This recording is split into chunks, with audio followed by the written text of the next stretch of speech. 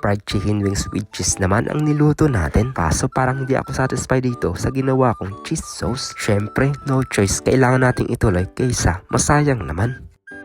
Hi guys, ngayong araw nga pala, kakauwi ko lang ng bahay galing trabaho. As usual, eto, pagod at puyat na naman. Baling ngayong araw nga pala guys, ang cravings natin ay fried chicken wings with cheese. Namili na nga din pala ako doon sa supermarket na pinagtatrabahuan ko. Kaya pagka-uwi ko ng bahay, magbibihis lang ako ng uniform tapos mag-aasikaso na rin. Kaya namili agad ako bago matapos ang duty ko. Kasi nga kung hindi ako bibili, baka pupunta pa ako ng Bacala. Medyo distansya din kasi dito sa accommodation namin at saka medyo may kamahalan ang karne ng manok doon sa Bacala. Dito sa supermarket namin ay naka-promo pa. Nag-base na nga rin pala muna ako dito bago mag-asikaso.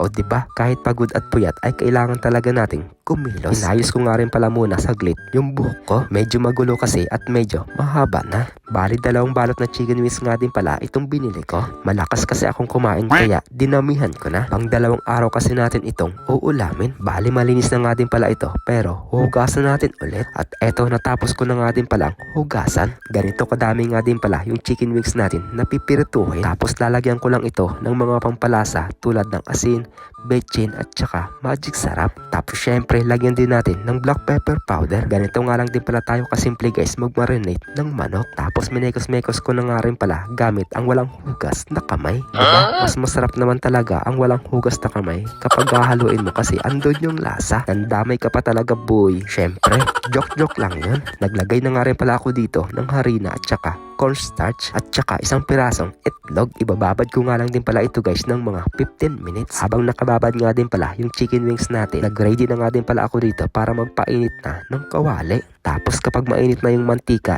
yung kawali, maglalagay na tayo dito ng mantika. Putik, ubos na nga din pala itong mantika. Nakisabay pa talaga, buti na lang nakabili ako ng bago. Dapat mainit na mainit nga din pala yung mantika, saka natin isasalang yung chicken wings. Pwede naman tagalugin, pakpak ng manok. Ayan, isinalang ko na nga din pala lahat. Mabilis ang transition na nga din pala guys at eto, luto na yung kabila. Kaya binaliktad ko na nga din pala isa-isa para yung kabilang side naman ang maluto. Grabe, ang ganda nga ng pagkaluto natin dito. Dahil golden brown na nga din pala kaya pwede na natin hanguin. Hanguin mo na yan, baka iba pa ang maghango dyan. At sunod naman gagawa tayo dito ng sariling sauce. Dahil mayaman tayo kaya butter yung gagamitin natin. Bali hinati ko nga lang din pala yung butter guys para may gagamitin na naman tayo sa susunod na araw. Medyo narito nga din pala ako dito sa sauce na ginawa ko kaya naging ganyan na ang itsura niya. Tapos naglagay lang ako dito ng cheese powder. Wala lang, try lang natin. Hindi kasi ako nakabili ng cheese talaga. Kaya ayan, gawa na lang natin ng paraan para hindi masayang. Dapat hindi talaga ganito yung kulay niya guys. Kasi nga dapat ang gusto ko talaga dito ay dapat orange na orange. Kaso ito yung kinalabasan niya. Bali nag-separate nga lang din pala ako guys para sa pinakasawsawan natin. Tapos yung tira naman ay inihalo na natin dito sa kawali. Kaya ayun, ganun lang kabilis. Luto na ang fried chicken wings with cheese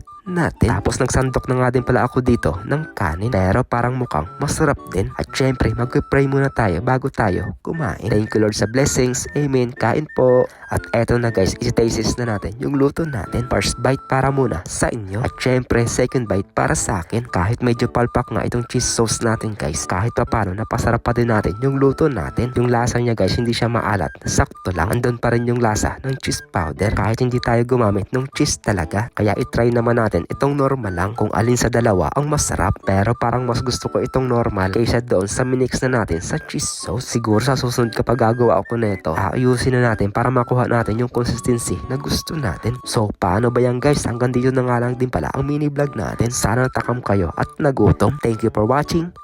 Bye bye!